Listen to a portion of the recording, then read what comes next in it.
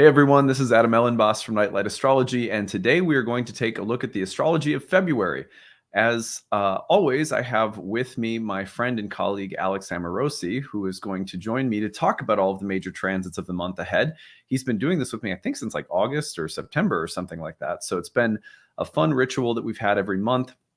I know you guys have really enjoyed hearing what Alex has to say as well. So it will be really nice to have him on today. Again, a look at some big transits for the month of February. Before we get into it, as always, don't forget to like and subscribe. Share your comments in the comments section. Click the notification bell for updates if you want to know when I'm going live or when a new talk drops. You can also find transcripts of any of my daily talks on the website, nightlightastrology.com.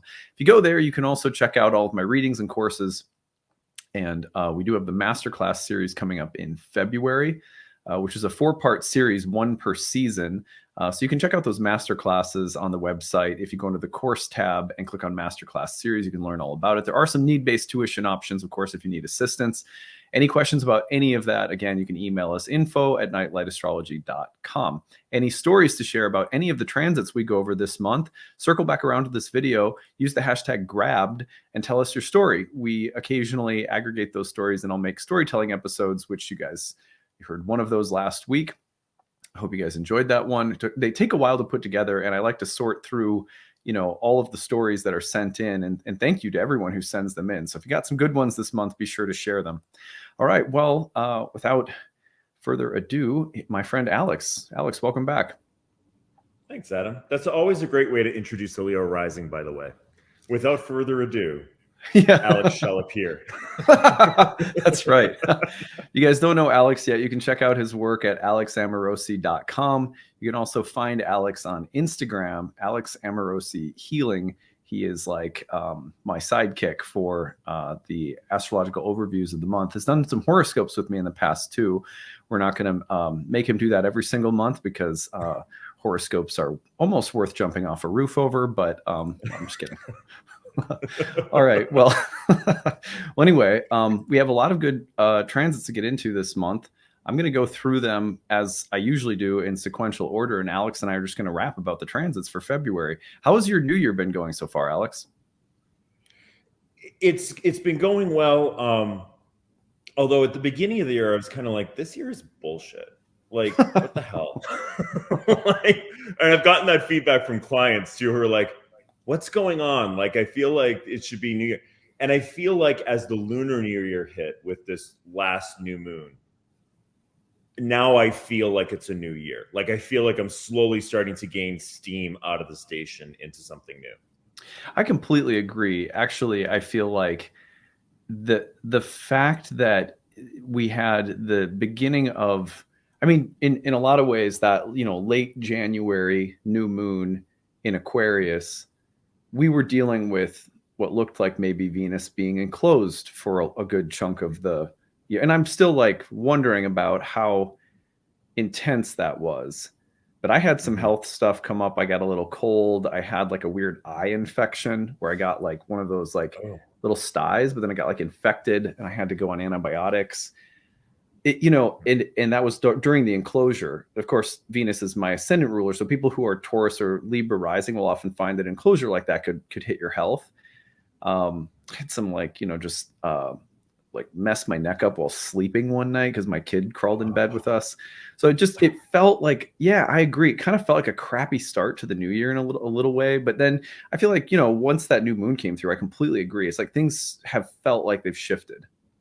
Yeah, for sure. For sure. It's interesting because I think, the layer we went through with Jupiter going into Aries, but Mars being retrograde. Then Mars goes direct, but Mercury is retrograde. So there was this whole kind of host chain that needed to go from retrograde to direct. And then that Venus enclosure, which I was just like, let's go.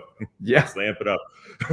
But I feel like that enclosure too is interesting. I watched the video you did with Spencer about it, which was really, really interesting. And I didn't think Venus was enclosed until she passed the enclosure, until she passed Saturn. And then I was like, I suddenly feel like I'm in a much better mood and like want to have more fun. Like that, there was something some weight of seriousness that felt like it left off. So I'm kind of mixed about it too, but I kind of noticed it after it was over. I felt a little bit more Venus-like coming back to the surface. Venus getting into her exaltation in Pisces too, which is happening right as we're making this video. Yeah, that shift has been significant. I think for me, it's been this real exercise in patience because Saturn was opposing my natal Venus in Leo. And then, as soon as it got done with that, we had these kind of weighty, enclosure energy at the beginning of the year. And this week, Saturn is finishing up now with a square to my ascendant. So it's just been like, oh, dude. And in those placements, it tends to be very physical. Like, it's like, it's hit my energy levels. And it's been like, it has been cold here in Minnesota and a lot of snow. Actually, one of the things that I've been doing is, and I feel like this is a real like Venus in Saturn, like when they were traveling together in Aquarius, I got into this habit of feeling really cooped up and frustrated. And so I'd put on all my snow gear and go for like an hour-long hike in a snowy like trail at night, like under the stars, moon, whatever. And I would be like, I'm just going to let the winter into my bones, just try to find some beauty in this like wintry Venus Saturn thing. Yeah. You can't get more Saturn in Aquarius squaring your ascendant either. The king of winter. Moving through that. Yeah. It's interesting. I think now Saturn moving past the point where you went retrograde over the next few weeks and really beelining towards Pisces, especially for the fixed signs and strong placements in the fixed signs. But I think that there's like hopefully a lightning that's coming, because you've been dealing with a lot with that opposition for a while. Well, in back-to-back Saturn-ruled signs, it's been a long haul for Saturn. And I think, like you said, with the fixed signs, especially if you have planets, sun, moon, or ascendant ruler in a fixed sign, or if you have fixed signs on the angles, those last 5 degrees, those are the bounds of the malefics. And there's a sense in which the work of Saturn, not just now, but over like 5 years worth of, being in Saturn ruled signs, is sort of coming to a close.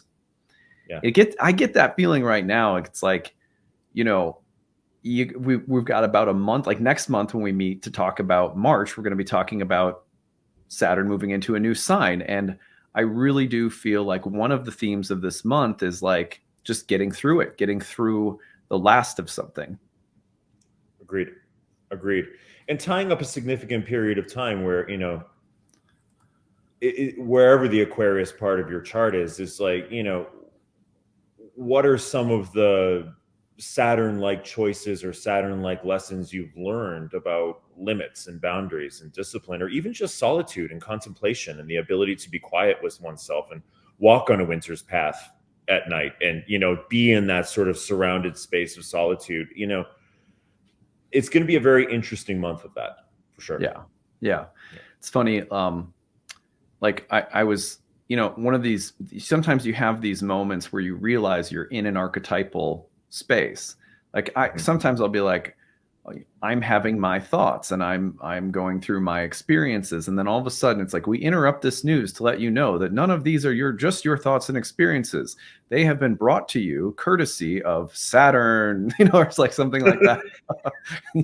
you realize that, and for me, it's been really interesting because Uranus is gearing up to square my ascendant ruler now. Saturn has been squaring the ascendant from the 10th house, right? And what I keep running into, like, and this was kind of a theme during Mars retrograde as well for different reasons, and I've gone into that in some of the videos I did on Mars retrograde recently, but like, here's a public perception of who you ought to be or who you are. And it's usually coming from someone in a comment section of like Instagram or YouTube or some place where I publish my content. Right. Someone has a very strong opinion about who I ought to be that I'm not being. I'm not adhering to that. And it's like I want to go nuclear.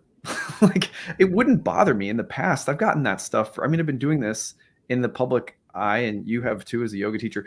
Those things don't usually bother me. But recently, for whatever reason, I think it's funny that I was like writing this, sometimes I'll write a response and I won't send it, but I'll just write it for myself. I don't know if you ever do that. Right. Yeah. So get it out of your system.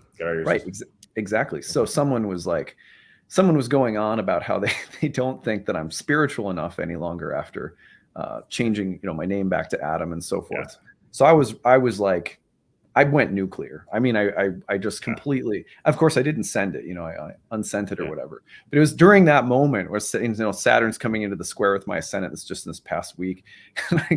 and I was like, I had one of those moments where I was like, this is brought to you by Saturn in your public 10th house, squaring your ascendant. You're not going to tell me who I am, like it was so funny. This program has been brought to you. Yeah, exactly. Yeah. All right. That's amazing. Yeah. So, do you have any major transits going on right now? If you care to share. Well, I can, from being slightly more down the highway on you, I have Uranus squaring my ascendant right now. It has been stationing. So my ascendant is 15.5 of Leo, and Uranus just stationed at 14.56 of Taurus. Yeah. And so it's been interesting with Uranus right on my ascendant and Mars in my 11th house in Gemini, but really stationing, squaring my natal Mars in Virgo. I've been extremely restless, combined with completely exhausted. And I think it comes from like this sort of feeling like my nervous system has just been overcharged all the time. But it also has been like really shaking loose. Like Uranus squaring my ascendant has been really interesting because, like we've talked about, people who watched last month, we were talking about, the public shift I've been making from more yoga teaching to more spiritual healing work and astrology. And that's just been a huge, Uranus has been like I keep getting these sort of downloads of like, screw it, just do it. Screw it, just do it. Screw it, just do it. Like it just keeps, it's like this little gremlin that just kind of sits here. Screw it, just do it. Just go nuts. Like you're not being, you just go all the way. Like, yeah, for sure. And it's funny how Uranus always says screw it too. Like that's that screw it. It's Uranus if it starts with screw it. And even if it's not a good idea to screw it, it's like, I'm going to just check that. I don't think I need to go that far or say that. But the other thing that I've been getting back into is a lot more physical movement. And I've been making sure every morning to do I've been doing a lot of center body core work and a lot more movement-based yoga, which is different for me. I still do yoga, but I don't do as intensely as I have. But it's felt like I've been like literally been charged with lightning for since December. Yeah. So it's been interesting. Yeah. Yeah, that's interesting. A lot of people describe Uranus transits to the ascendant or ascendant ruler as like, electric, like that they feel sort of cosmic cocaine, Exactly. Like I wake up at 2 a.m. and I'm like, wow, I could go write a book. I could go clean the house. I could go. Yeah, totally. Yeah. So anyways, yeah, that's an interesting one. It'll be interesting as it comes down. All right. Well, and starting the month off, let's get into it. On February 3rd, to start off the month, I've just gone to some of what I consider to be the biggest transits of the month for everyone. If you're newer to listening to the channel, I don't cover every transit. I tend to cover the big squares, oppositions, some big trines or sextiles, but usually it's I'm going to pay attention to the squares, the oppositions, the conjunctions, maybe a big trine here or there. So February 3rd, the sun squares Uranus. So we start off the month with a Uranian moment. You guys will get 2 videos on the sun Uranus later this week that I have made, and I had a lot of fun with the making of those videos, where what I did was I came up with 5 collective ideas and 5 personal ideas. So they're 2 separate videos. In the five collective ideas, I said, these are 5 ideas that Sun and Uranus will try to sell you on about your place within the collective.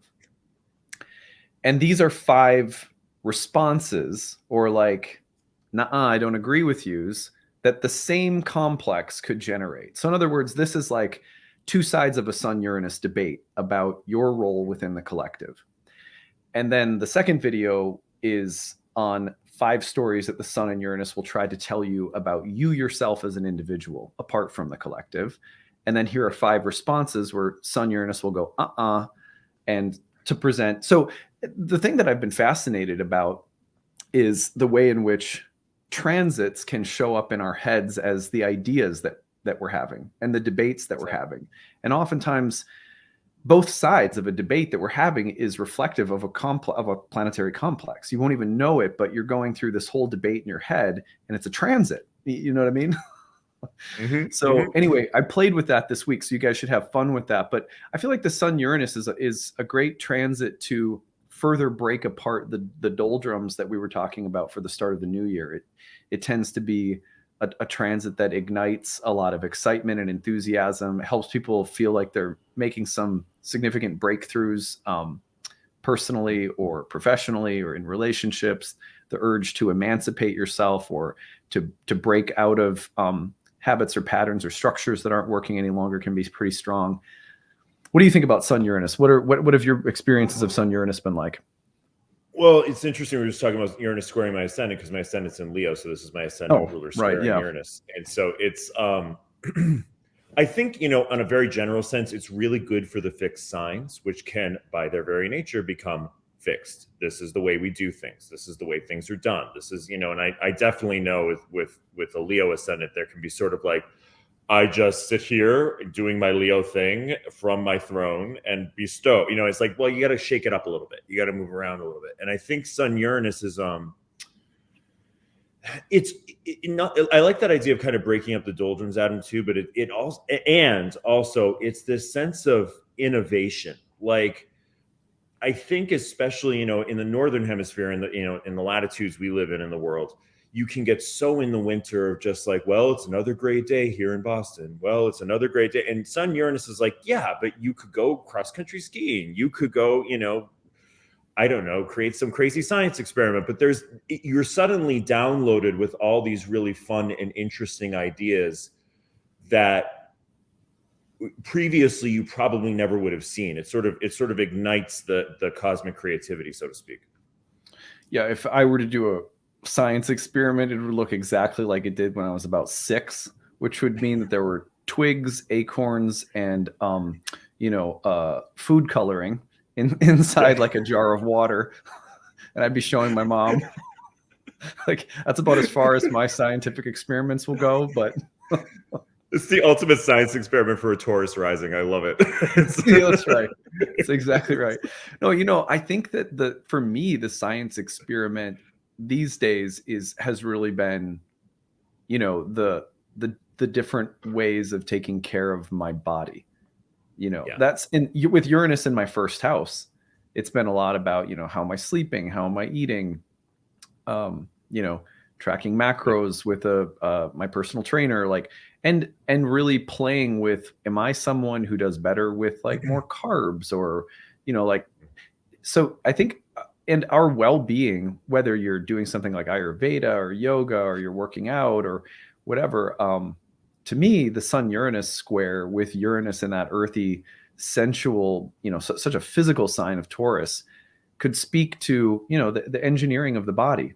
How are our body is a temple. And if the temple's, kind of, to use an analogy, I guess it's like, if you beautify the temple, make it really clean, it's like, well, then the kinds of things that can come through that channel are in some ways like more creatively satisfying. I don't know if that's the right way of putting it. Yeah, and that I think also riffing off of that, it's experimental. It's like, yeah, well, here are the things that I might want to do that are caring of the body, and that with the Sun in Aquarius too, that you have the, what I always love about Aquarius is Aquarius can step back and they can look in from the outside and being like, giving it an evaluation. Like, yeah, well, I was doing this particular, style of movement. Maybe I need to tweak it in this way, and having sort of a rational, more Aquarian, I guess scientific is the for lack of a better word, way of looking in on those ideas. Which the Sun is, because the Sun is the ruler of Leo, the opposite sign. The Sun is not always accustomed to doing, is going to the outside of the soul, the outskirts where Saturn is, and looking in on itself. And it's a great self-reflective time, in addition to being experimental, I think. Yeah, that's a great way of putting it. The very next day, on February 4th, we get exalted Venus in the square with Mars in Gemini. Um, I in my mind, Venus Mars squares being married, they go one of two ways.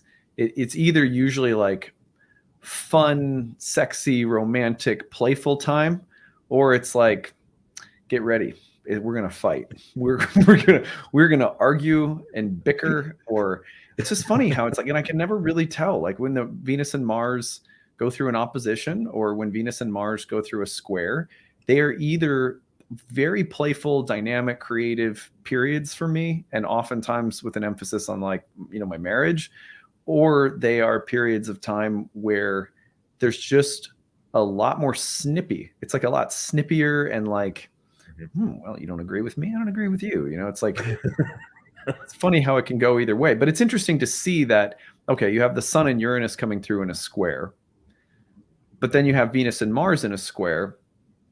And what comes up for me right away is you could have all the certainty and confidence and excitement in the world with the Sun square Uranus, but you might immediately run into someone or something that doubts or scrutinizes you. Or someone that says, well, I don't think you ought to do it that way, or that, there could be some kind of buzzkill that comes up right away. Probably a person or a relationship or someone that displays a different value, or that puts up some kind of doubt or question that you may not feel like you want to deal with because there's so much excitement in the air. That's the picture that kind of comes to my mind. Yeah, it's interesting. I think one of the things that I think is helpful about the square is with Venus in the superior position over Mars, that and in her exaltation, you do have a square relationship, which we have to take into account. But Venus, to me here, Mars has been through such an intense intellectual cerebral journey in Gemini and Mercury sign, that Venus from Pisces here also might add a little grace to whatever. And I'm maybe speaking hopefully here because Mars is continuing to square my natal Mars forever in Virgo, but like a little grace and softness and ease. And maybe this doesn't all have to be so cerebral and thought out and logical. There's play and dream possible here too. But it might not feel like the easiest fit in relationship because you're talking about a square and also a water sign to an air sign, which oftentimes have a hard time relating to each other, those two elements. Mm-hmm. Yeah. You could say too that Venus is ready to charm or win Mars over somehow. And, if you think of Mars in Gemini as a skeptical, scrutinizing, more critical presence, Venus could be overcoming that with something more sensual, more emotional. This is the moment, for example, where I'm just imagining if I'm Mars and my wife is Venus. Well, recently, when Venus in Aquarius was square to Uranus and Taurus, she convinced me to go to this movement party. And it was, it was like, everyone just kind of snaking around in a sage fog covered room with, trancy new age music going on. And I was like, and my wife loves that. She loves to move and dance and everything. And me, I was like, I think they're all crazy. I'm the only normal person here. They're all nuts. I'm just kidding. It was much more uncomfortable for me, but I ended up having a lot of fun. Like I ended up like actually moving, and it turns out that my body likes to just move, and there doesn't need to be rhyme or reason for it. And it was actually a very healing experience. I feel like this is a similar dynamic where Venus and Pisces could easily overcome that cerebral, mental, masculine Mars and be like, let's just shut up and dance with me, Exactly. Like, let's just get out our dream journals and compare. We don't even, exactly. We don't have to have a reason. Like, let's make some tea. Yeah. Like that sort of idea. Yeah. So I like that. I like that. Yeah. Totally. There could also be some smoothing or softening of hard edges in communication, speech, or mind stuff. That's what comes to my mind. Yeah, for sure. Let's move on to full moon in Leo on the 5th. It's, just like bang, bang, bang to start the month. So we've got Speaking of now, Uranus, yeah, this full moon is in a T square with Uranus. So super potent, very powerful full moon. Uh, you want to lead off? What are your thoughts when you look at this one? I mean, I think that, the full moon in Leo, the sun, is always interesting to me because the sun, the ruler of Leo, by nature of the full moon, is in its detriment or its exile, is a stranger in a strange land in Aquarius during that time. And so I feel like the moon is sort of carrying the banner of the sun. But what I think, and how I would translate that more out of like into the way we would see it in life, is with moon square Uranus in the sun sign. It can feel like when there's sort of the sun in Aquarius, I think, is sometimes feel like a little detached from itself, a little bit like there's a me and another me, and they're sort of not functioning in the same space. The moon here is sort of a unifying presence, I would see in Leo, of like, you can be a stranger in a strange land, and that doesn't make you not yourself. You can be in unfamiliar places and unfamiliar places within yourself, and your mental emotional sphere within the moon can kind of help you solidify that back in the sun's own sign. However, it's square Uranus, so nothing feels stable at that point. But it might be, I mean, if I put that all together, it would be a radical rediscovery of oneself in a maybe unfamiliar way, maybe through the emotional mental sphere of the moon, that, like we were just saying, Adam, about Uranus, that you don't have not considered before. Uranus opens the portal to things you have just never seen, but once you see them, you can't unsee them. I don't know if any of that made sense, but that's kind of how I Yeah, was putting those archetypes together. I like that. Okay, so if I just kind of riffing off from that, if you think about the sun and the moon as representing some kind of polarity, right? Like I think the thing you said that I resonated with the most was that there can feel like there's two different versions of you, Right. and that somehow one is true and one is false. Right. Well, with Uranus squaring both, I wonder if Uranus presents a third option, an option where you know you can contain multitudes, you can contain paradoxes, you can contain working contradictions. Contradiction might not be the right word, but just tensions of different qualities that are very different from one another, and you can hold the tension of those qualities. I feel like Mhm. Uranus squaring could represent an interesting moment of integration for things that feel like they can't see each other or don't get along with each other or feel like polar opposites that we don't know how to carry. And suddenly, this Uranian full moon kind of moment comes along and the lights are square to Uranus, and Uranus says, you can do you there's elements of truth to both sides of this equation, and Yeah. here's an interesting way that you could express or carry both ends authentically. Yeah.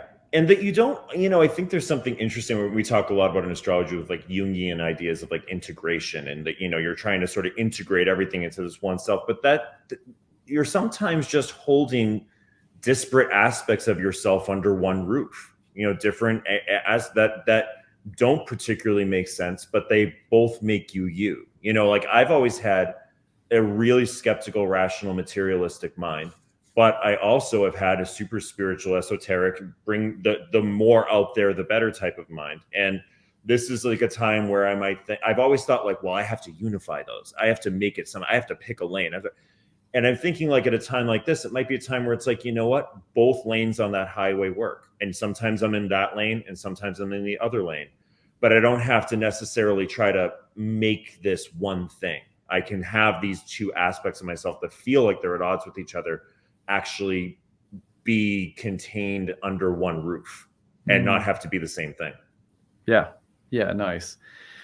So, either way, we would say this has the potential to be you know, there's an unpredictable quality about this full moon. There's a surprising Uranian, moment here where we can be, I think we can be captured by an energy that we weren't expecting, and Yeah. that makes, I think, with Uranus along with the North Node.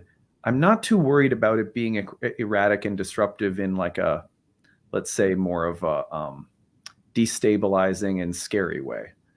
I think Right. generally we're talking about something erratic and unpredictable that has to do with finding some greater sense of wholeness or incorporating something that is complicated. Mm-hmm. Mm-hmm. Which Uranus does really well. Yeah, Uranus does that really well. especially By the like way, in a I'd like Venus. to. Oh, go ahead. No, just going to say in a Venus ruled sign with Venus exalted, Venus having just overcome Mars. That's why I lean more toward this being somehow positive and harmonious. Yeah, I agree. I agree. Sorry, I was just about to make a wise ass comment that there was no big pink arrow this month, but Not yet. not You, yet. you I never know can't when work it's like going this, to Adam. appear. I know. But yeah, no, I agree. I think it's an interesting full moon for sure. But boy, everything's been square. We're really working out that last bit of Saturn Uranus square. Dude, if I That never have to series. utter the phrase Saturn Uranus again in my life, I know. like so tired of those two planets in a square with one another, and honestly, Yeah. just tired of Saturn. I'm just, I think I have Saturn fatigue at this point, where I'm like, I'm just ready for Saturn to be in a water sign, a feminine water sign that's of the nature of Jupiter. That ought to be different, like anything but Saturn, like Saturn feeling like the Lord of the universe in its own signs. Exactly. Exactly. Okay, well, February 10th, Mercury conjoins Pluto. This is a long time coming since Mercury went retrograde in Capricorn. And so it's spent a long time in Capricorn. It's culminating, about to leave and enter Aquarius the next day on the 11th, but it goes through a conjunction with Pluto. I feel like, Mercury Pluto is a bit like when I was a kid, there was a store that they sold like magic tricks and Halloween costumes. It's a bit like Spencer Gifts, something like that. Yeah. And they had this one thing. It was like what is it? It's like a barrel. And inside the barrel were brown paper bags stapled shut, and they were grab bags. And they were like, I don't know, they were probably like $3 or something, $2. And it was a big mystery. And inside of it were, like, I look back now and I'm like, they were super stupid little things, rubber balls, or, like a hand that you could slap and it would stick on things or something, like, like the grocery store toys in the quarter machine type of stuff. You know what I mean? Yeah. But you didn't know what it was. And I feel like with Mercury and Pluto, it's sort of similar in that, like, you just don't know what's going to come out of your mouth. It's like, you just don't know what's going to come up in your dream, or you just don't know what email you're going to get. And, I'd have to say, with it being in, with Pluto in a Saturn ruled sign, I'm not optimistic about whatever's in the grab bag. Like, it doesn't like make me feel really excited. Like it feels like, oh, I'm sure the news is going to be serious, and I'm sure the news is going to have the gravitas to it. It's not. Yeah. But yeah, I feel like that's kind of the image that comes to my mind, is like, it's like the grab bag. Hermes is going to bring something out, and it will probably be sort of subterranean and Plutonian. Maybe relieving and purgative, like something you have to get off your chest or something like that. But yeah, those are the images that come to my mind. Yeah, it's interesting. That actually made me think of with this transit in when you go up the coast to Salem, Massachusetts. There's it's always known for the Salem witch trials, and during a Halloween, it's like insane. Like, you cannot get into the town because there's all this sort of like Halloween goers to go. But there's this whole street in Salem that is basically like occult stores and, new age stores and all these things. And I've gone in for like tarot readings sometimes, and like, you go into the back of this dark room with like a black cloak, and like, it's always an interesting reading and a really cool reading, and you do it, but like, it has that sense of like, you're going into the underworld to get some information.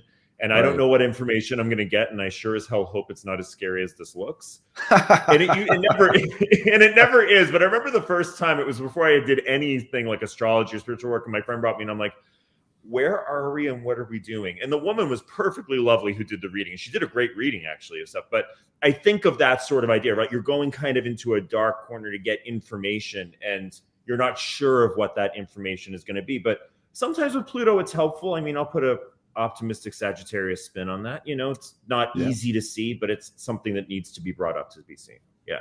Yeah. Yeah. That's well said. So we'll be visited by Mercury conjoined Pluto on February 10th. And we've said a few words about that magic, dark mystery that's not as bad as we think it'll be. Now let's go on. The ghost of Christmas Mercury. Yeah, that's right. Christmas Pluto. I mean, the thing is that it, it can bring up treasure. Like Pluto means riches, and sometimes there's treasures and there's healing that comes up as well. Let's go to February 15th, which brings us to one of the most exotic and anticipated transits of the month, which is Venus's conjunction with Neptune while she's exalted. I mean, I feel like this is just such a quintessential, like dreamy, mystical, romantic quality.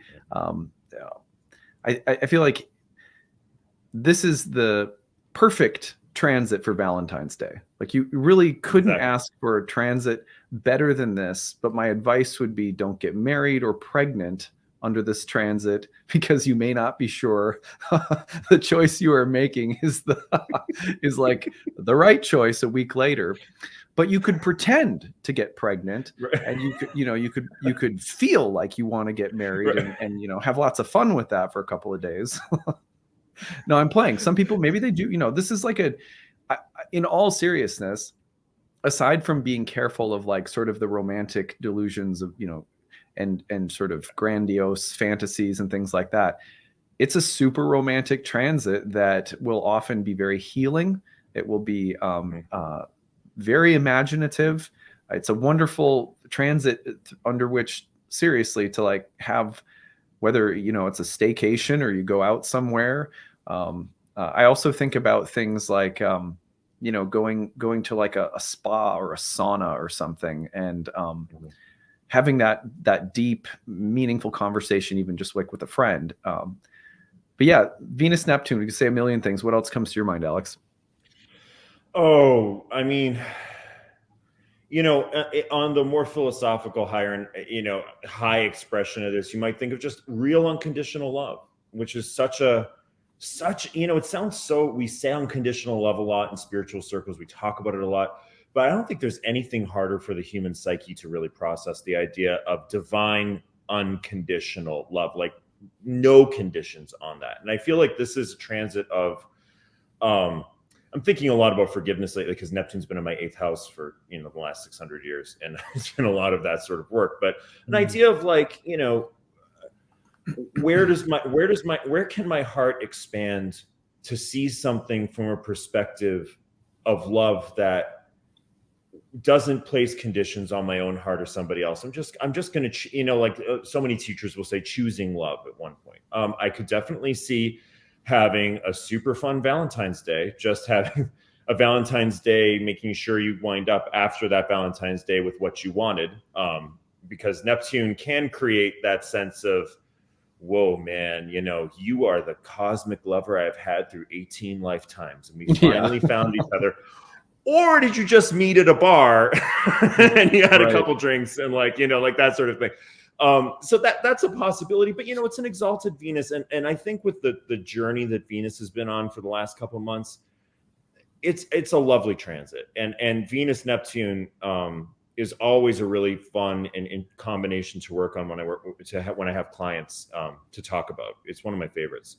Yeah, it's interesting how you'll run into different ways that people have of talking about planets, and of course, one of the most obnoxious things people end up talking about with Neptune can be like, oh, watch out for illusions, like watch out for fantasies. I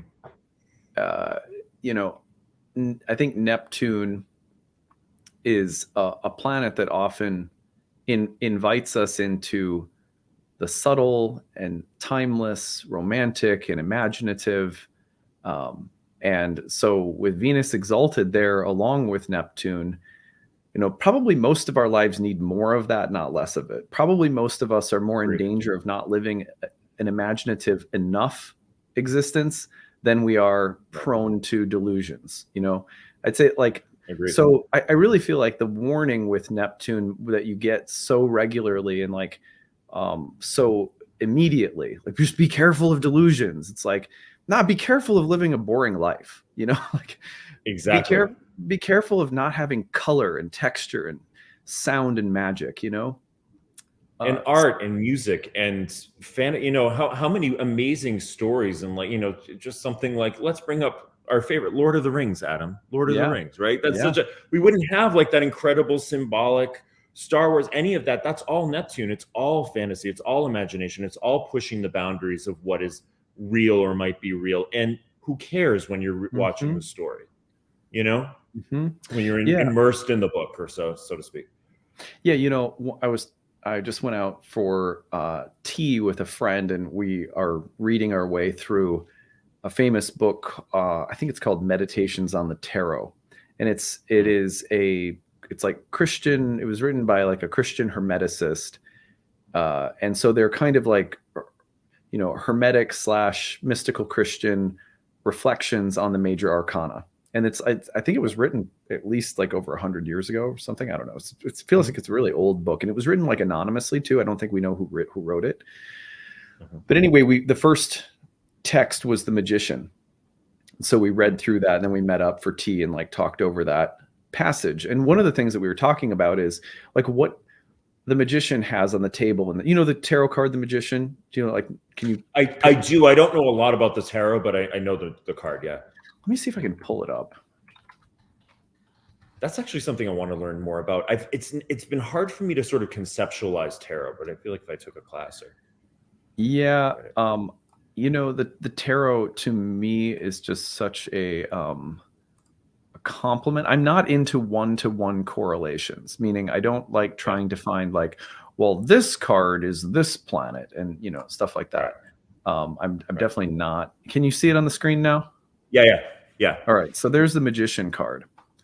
He's got like he or she or they have a variety of tools on the table, all of the different images from the other suits. So you have a pentacle, you have a staff, you have a wand, you have a sword, and you have a cup, and so forth. But anyway, this, and I just pulled this up randomly. So that image, though, one of the things that it is depicting is someone who is an adept when it comes to working with symbols. They have all the symbols out on the table.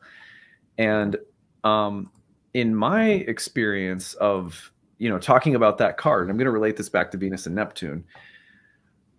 When you live your life as a symbolist, which is even broader than just being an astrologer. Astrologer is a type of symbolist, we could say.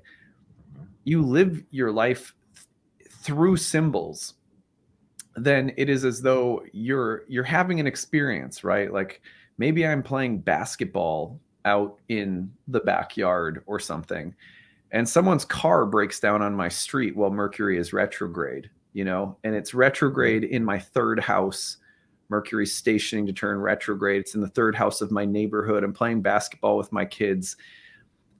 Well, I experience Hermes, that traveler, that passenger, that vehicle, that stopping of motion in my neighborhood, I experience as Hermes.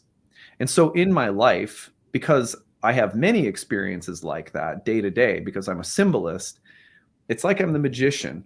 I have the ability to work with experiences through the lens of symbols in a way that very few people do. And it's an incredible blessing. It makes life so rich. So when I think of Venus Neptune, one of the things I think of is, why do people get pulled into fantasies? Because for a lot of people who don't have symbols to work with regularly, a fantasy is like this amazing alternative to the mundane, often boring existence that we're living. Right. You're like, yes, please sign me up, Right. But the problem is that we're putting all of the weight of the need for psychic reality onto one person or one experience or one thing that opens up magically. and really what's opening up is that timeless, immaterial, magical world that we need to learn how to develop daily, consistent relationship with. So if Right. anything, with Venus and Neptune, what I would hope is that the experience for people, that whatever opens you to magic, it's not something that's just, it's a one-time thing, or it's a push all your chips into the center on this person you meet, but that rather it's a recognition that, yeah, like my life needs more magic. And I think the Yes. best way to have more magic in your life is through symbols. And that might be, maybe that's your record collection, maybe that's film, maybe that's tarot or astrology. But I think people who are symbolists find ways of keeping that magic portal open through metaphors and myths and storytellers, and that's how it ends up happening somehow. That's so beautiful, Adam. I love that so much. I mean, it's interesting too, because I was thinking about this the other day. So it's funny you brought this up. I thought of, being a musician and studying music for so long. And music is a representational, symbolic idea. And especially even in classical music, there's all sorts of tone poems where there's a story that's told just with music itself. And it's one of the things that's helped me with astrology so much, is that I grew into, and was, my whole education was into this symbolic world, a representation of something else. And even into when you interpret the subtle realms and energy work and all of those ideas, it almost always appears like a waking dream or a symbol, a very Pisces type experience. It appears, it's not so much like, I put on my magician's hat and can suddenly see when your husband will arrive or whatever it is. But there are symbols and interpretations and colors and archetypes that form a representation of something. And the cool thing about that, and the thing I've always loved about doing readings for people in astrology, is that those symbols can be turned in many different ways. That's the sort of manipulation, I think, of the magician's spell, so to speak, is that there's different ways that those can be turned. And I'm a Neptune defender, just because I have Neptune strongly in my chart, and that has been something that I've always considered to be a great gift of Neptune, is the ability to see representationally, because it allows me to see a much broader perspective of information and work with it in different ways. Yeah, absolutely. It's funny that one of the words that James Hillman used quite often to describe what I think we're both describing was the word image. But what he meant by image was not like just a pictorial representation, like a stop sign is a symbol for the command to stop, but more like a transparent medium that's reflective, but it delivers something experientially. Right. And that's what I think of when I'm hearing you talk about music in the way that you are. That's what's coming to my mind. Yeah, it's for instance, like Richard Strauss, one of the late 19th, early 20th century composers, wrote in his early part of his career what were called tone poems. And it was basically, he would do Don Juan or Don Quixote, or there was one called Death and Transfiguration. There's another one called A Hero's Life. And there's no words, there's no chorus, there's no singing. It's only music representing a story he's telling or representing with it. And they're quite beautiful and amazing. But it's, when we were studying them, I remember in college when we were studying them, we were always studying them as representations, and how music can be a way that like when you're reading really good fiction, the author leaves just enough room for you to imagine the character for yourself, you to imagine the situation for yourself. Yeah. There's an element of participation that's in it too, when it's symbolic, that I think is important in that.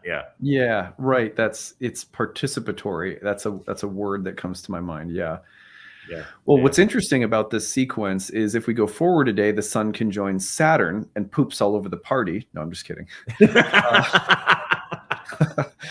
And then I know, right? Well, if from the 15th to the 20th, it's interesting, because the 15th you have Venus conjoining Neptune, the 16th the sun conjoins Saturn, and then the 20th a new moon in Pisces. Right. Remember, for everybody watching this, when the sun conjoins a slower moving planet, or when a faster moving planet conjoins the sun, it's like a reset within the synodic cycle of the sun and that planet. So between the sun and the planet. So here we have effectively the death and rebirth of Saturn taking place. Yeah. After a Neptune-Venus conjunction, and then what happens shortly after, within several weeks, Saturn enters Pisces, right after a new moon in Pisces. So one of the reasons that I thought it'd be fun to stop and emphasize this imaginative realm of Neptune and Venus and Pisces is because what we're really seeing this major shift of focus into Pisces toward the end of February and all the way through the beginning of March, which is also captured by the death of Saturn. The sun conjoining Saturn is like a death of Saturn and rebirth of Saturn. Saturn will start gradually appearing as a morning star, and as Saturn does so, we'll be moving into the watery, oceanic territory of Neptune, the exaltation of Pisces, the rulership of Jupiter. So I would almost call it like a melancholic, romantic, mystical, imaginative dawning that's happening toward the middle of February, all the way through the first week or two of March. And Saturn's right at the heart of it, which means, to me, this reset moment of Saturn, I don't think a lot of people are going to, you could feel it very intensely, but I think for a lot of people, it's not so much this moment as it is the transition that this moment reflects over the coming weeks. I agree. I think what's been really interesting to see, Adam, is these two new moons in a sequence, right? So the new moon in Aquarius that, like, to me, paves the way for Pluto's entrance into the early degrees of Aquarius. And now we have this new moon at 1 Pisces that seems to be the harbinger of Saturn moving into the sign too. So I think that these two new moons in a row are, like you're saying, and maybe I'm just saying it in a different way, indicating not just new moons, but the dawning of whole new longer term cycles. Yes. Saturn in a water sign, Pluto moving into an air sign, so that, I think it's really interesting, that sequence for those two new moons. I feel like Saturn entering a water sign while Pluto enters an air sign is taking everything into a much more celestial and imaginative direction. For example, Pluto in Earth for several decades really works on very, very earthy things, right? Saturn's been all around the clock since Pluto's been in Capricorn, but the past 5 years we've had Saturn in Earth and air while Pluto's in Earth. So you get the feeling of like heavy, long-term structural and ideological changes, something like that. But baseline is very earthy with Pluto. Saturn moves into this very romantic, melancholic position in Pisces, very imaginative, at times mystical, very idealistic, but in a much more embodied emotional way. Like, what do I really want with my whole feeling body? That kind of idealism. Not like the idealism of the architect in Aquarius, right? But then rather than Pluto doing this deep, long, process-oriented work in an earthy place, Pluto's going to start doing it in a very mental space. So when I look at that together, I'm like, oh, this is interesting, because we're shifting into a space where ideas have to change. And we're moving from like focus on the structures of the world and to the ideas of the world. And that, I think, in and of itself, along with a very romantic Saturn in Pisces, is just going to feel really different.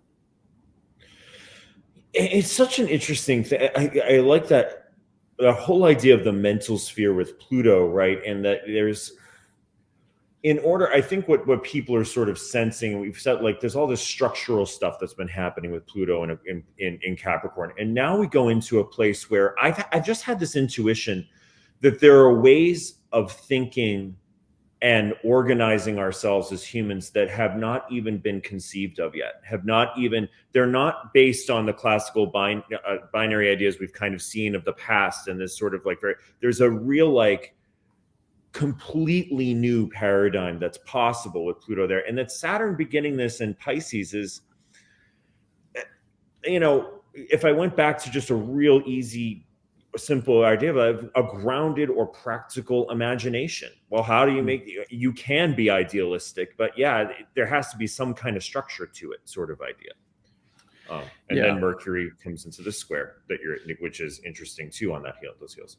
I was anticipating you. Sorry, I didn't. No, that's okay. Hope that didn't cut you off. No, actually, it was going on the same idea where I was thinking about Mercury moving into. It's perfect. I was thinking of Mercury moving into Aquarius and then squaring Uranus. I just feel like these new moons. They're like tastes of this, or they're like little like appetizers of what we will explore in much deeper senses over the next much longer epochs of time. There are certain moments where I think we experience an invigoration of, like, especially when I think of Saturn moving into Pisces, and kind of go back into the 1990s when Saturn was in Pisces last. I think it was probably around 93 or 4, something like that. But maybe all the way up until early 96, 95, something like that. But that space was filled with so much angst in film and music, for example. Yeah. And angst does something I think that's really, really important. Angst is if I had to put it this way, like when I look at what my life was like at that time, and I was a teenager, I was learning to play guitar, stuff like that.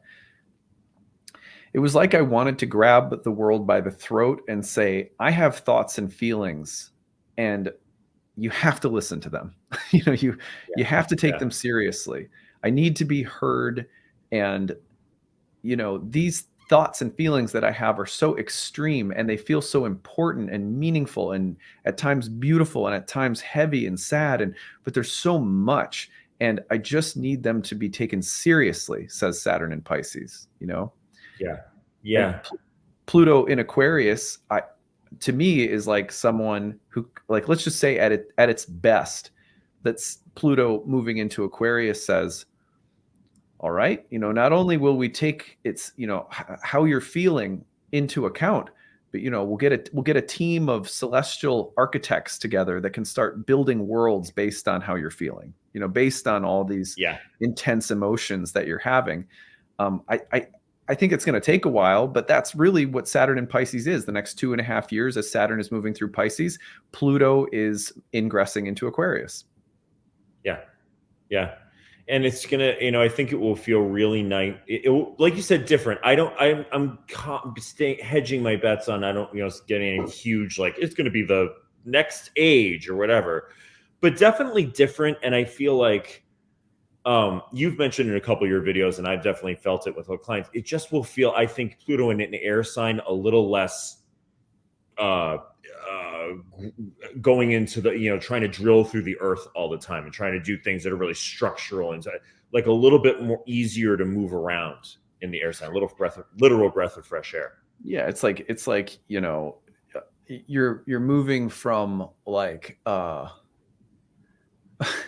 it reminds me in ayahuasca ceremonies. I remember the shaman one time talking about the different icaros, these melodies that the shamans whistle, and they would talk about icaros that are meant to take you down into the earth, and then icaros that are meant to take you up into the sky. And I couldn't have told you the difference, because I just felt like I was riding 1,000-mile-an-hour roller coaster for the first 10 ceremonies or something. But as time went on, I'd be able to actually recognize those different subtle differences in the quality of the visionary space being opened up, because I was getting my bearings in the experience, and like when I think about Capricorn, I think about kind of like angry but magical dwarves, like in The Hobbit, like pounding away at the heart of the mountain to find magic, but it could be dark magic and the devil or a dragon or something that's in there, and totally. But you move into Aquarius and it feels like maybe a bit more like Hogwarts, or it feels a bit more like Gandalf and the like a school of wizards or something. It has a much like lighter, more like feathery, airy quality to it, and it's just like, oh, what is Pluto going to be like in that sign? That ought to be really interesting. I think too, if we, like with Tolkien, I could even see the elves as a very air type. They're kind of Yes. elegant and float on, like you see like Elrond being something, and yeah, can imagine Pluto like the Dark Lord coming to Rivendell, so to speak, like this sort of elegant, airy sort of feeling of immortality and whatever, and like this very having a reckoning of Pluto. It's gonna be interesting for sure.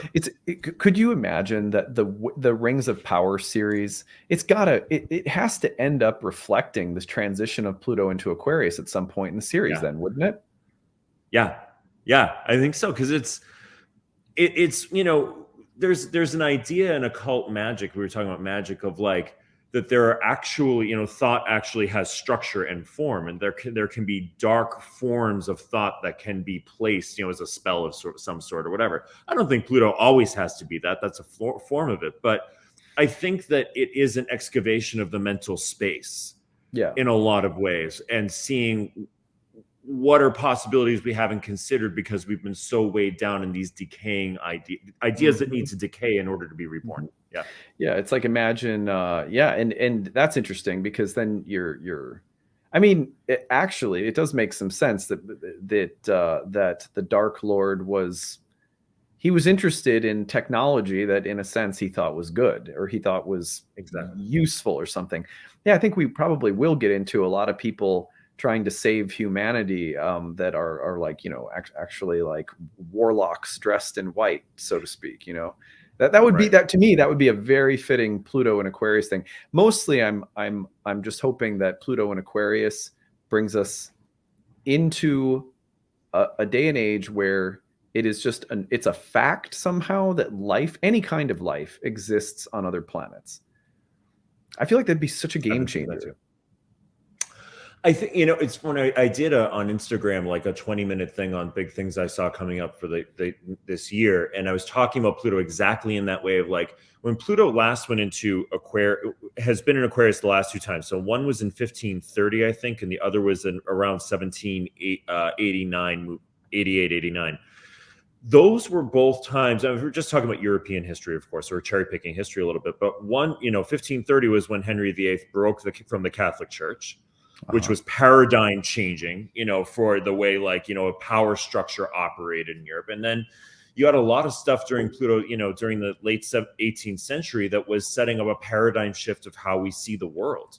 The rise of the Enlightenment and the science, the rise of the scientific worldview, and not long after that, Mary Shelley writing Frankenstein. Well, Pluto was in Pisces, but she was writing about events of Pluto and Aquarius. How far should we go with ideas that we come up with? And so I think life on other planets, Adam, would have for us today that kind of paradigm shifting shake to our consciousness, something we always thought was true. The Catholic Church will always be, and Henry VIII breaks from it, right? And now suddenly there's a split from that.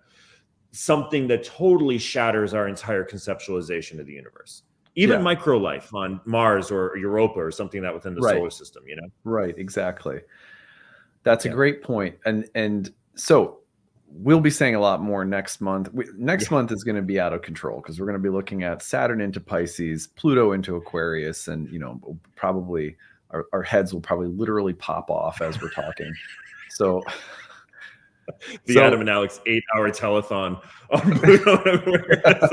Exactly. So last but not least, Mercury squares Uranus February 21st. This is coming right after the new moon in Pisces. I feel like this is right on track with, this kind of shift into Pisces, Saturn culminating in Aquarius. It feels nice that it's like something's lighting a fuse right here. And I think the transition into Pisces it's not like one that I would describe as like Saturn shifting into Pisces and Pluto into Aquarius is going to be like a Uranian moment of sudden, crazy, unexpected change. I don't think it'll be that dramatic. I mean, we could definitely see some events around the ingresses, But it's like we're having every opportunity between the middle of February and the end of February to change our minds, to open ourselves up, to start expanding and opening into something that is definitely shifting in March with the two planets moving signs. Oh yeah, yeah. And interestingly set up, Mercury squaring Uranus, that can break open the mental processes, or help you think or communicate, just kind of classical Mercury ideas in ways that have not been considered before, that will be helpful when you go through these sort of slow grind transits of the outer planets, that work on those in a much more detailed, sometimes even in the background kind of way. Like, it's that old thing of like the fish in water doesn't know, in the ocean doesn't know it's in water. Like, we've been in these paradigms for so long, especially with Pluto. These are little, like I've been saying, little like bite size, these transits going on right now through Aquarius and Pisces, to help us get a sense of that. Right. Yeah. And like you're saying, context is everything. This is not the same as any other Mercury Uranus square, because right after it happens, Pluto and Saturn change signs. Whatever little light bulbs are going off, whatever little Mercury Uranus moments of surprise, excitation, or the unexpected, that's popping off right before these two planets change signs. So it makes it a little bit more exciting. I think we'll leave it there. Those are the major transits of the month. Perfect. Those are the ones that I wanted to look at today. I feel like we did a pretty good job. Any last thoughts you want to add for February? I would look at this Sun square Uranus and Venus. So what we just first talked about, just bookmark some things around this, and then come back to them in the middle of the summer when Venus goes through her cazimi with the Sun, again square Uranus. I feel like there's a story, there's like a 6-month story that's being started with that square in Aquarius that sort of winds up once the Sun moves into Leo this summer. That's just the place I would, if I would just say, bookmark it and notice what's going on and see what's going on in the midsummer, and watch with Venus's movements too, because that's going to be, I think, a major moment this summer that's tied to this, what we talked about. Yeah, great point. The dynamism from Venus this month comes back in a big way. Later in the summer, the Venus cazimi, Venus retrograde. That'll be, and it's in a square with Uranus again. So that's a great point. I think I think we've said everything that I had on my list to say. I want to point everybody to Alex's website, alexamorosi.com. Book a reading with him. Check out his other work that he's up to. You can also follow him on Instagram, Alex Amorosi Healing. So glad to have you here again. Alex is going to be a big one next month, so we're going to have to start prepping our notes for probably what's going to be the most watched videos I make in 2023, I would think, with those two planets changing signs. I am so excited, and that's going to be really, really fun. I'm going to start doing some research on that now, and historically too. It's just really going to be fun. I'm really looking forward to that a lot. Well, if the music of the last Saturn in Pisces, which everyone's raving about right now, because that's one of the things that we do, if the music of the last Saturn in Pisces era has anything to say, then at least we know we're going to get into like some really good angsty, like I'm going to have to get like my flannel, pretend like I'm a skater all over again, like I did when I was in 7th grade, not a skateboarding bone in my body, but I just tried to make sure I looked like I was one. So. Yeah, we just quickly, a friend and I snuck into a Courtney Love concert when it was, I think Saturn was in Pisces. I was like, great. God, that's one extreme of that, but I remember that clearly now as you were bringing up the music. I was like, oh my God. Was it Hole? Was her band's name Hole? Wasn't that it? I think so. Yeah. My friend was more into it than I was, but we were there in our 90s flannel and not caring attitude. So, dude, for sure. All the good, there was great movies too. We'll have to review that next month. Well, anyway, sure. Alex, thank you so much for being here. Really appreciate it as always. For everyone out there, if you're new to the channel or if you've been here for a while, don't forget to like and subscribe. Share your comments and thoughts on the month ahead. We'd love to hear from you guys. You can check out the transcripts of any of my daily talks on the website, nightlightastrology.com, where you can also learn more about my readings, classes, any questions you have about anything coming up, the masterclass series that starts in February. Check that out under the courses tab. Email us with questions, info@nightlightastrology.com. All right, that's what we've got for today. I hope you guys all have a great month ahead. We'll talk to you again later. Bye. Bye, everyone.